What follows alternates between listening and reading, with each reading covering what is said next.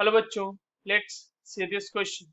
How long would it take to deposit 50 gram of aluminium from an electrolytic cell containing Al2O3 using a current of 105 ampere?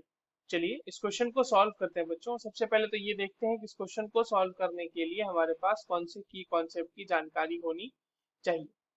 देखो की concept की अगर हम बात करें बच्चों इस क्वेश्चन के लिए, तो this question is basically based on Faraday's law of electrolysis, और उसमें भी अगर स्पेसिफिक होके बोले तो Faraday's first law of electrolysis. ठीक है, फर्स्ट लॉ ऑफ इलेक्ट्रोलिसिस।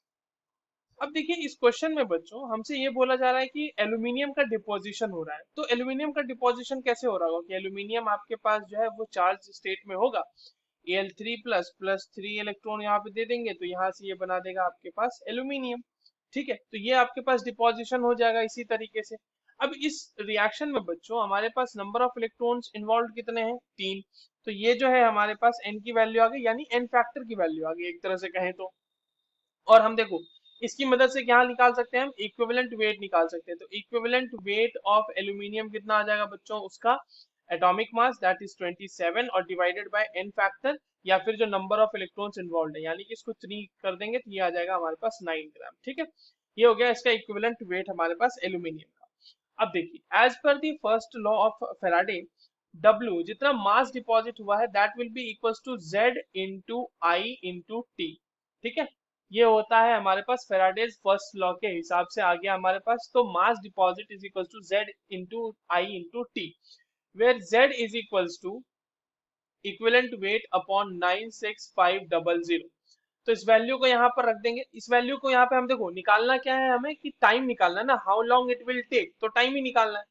तो टाइम यहाँ पर से क्या हो जाएगा बच्चों? टाइम हो जाएगा आपके पास W upon Z into I, या फिर आप इसको लिख सकते हैं W into 96500 divided by E into I. अब इन वैल्यूज को यहाँ पे रख देते हैं बच्चों।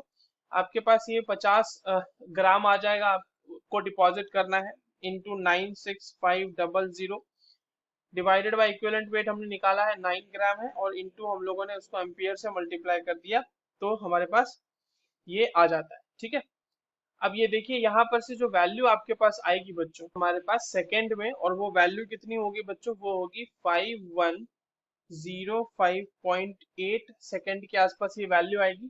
और अगर आपको इसको आवर्स में कन्वर्ट करना है तो हमें से 5105.8 डिवाइडेड बाय 60 इंटू 60 कर देंगे तो ये आवर्स में कन्वर्ट हो जाएगा, और ये अप्रोक्सीमेटली 1.42 आवर्स आता है बच्चों। तो इतना ही समय लगेगा 50 ग्राम एल्यूमिनियम को डिपॉजिट करने के लिए। I hope you understood this well. All the very best.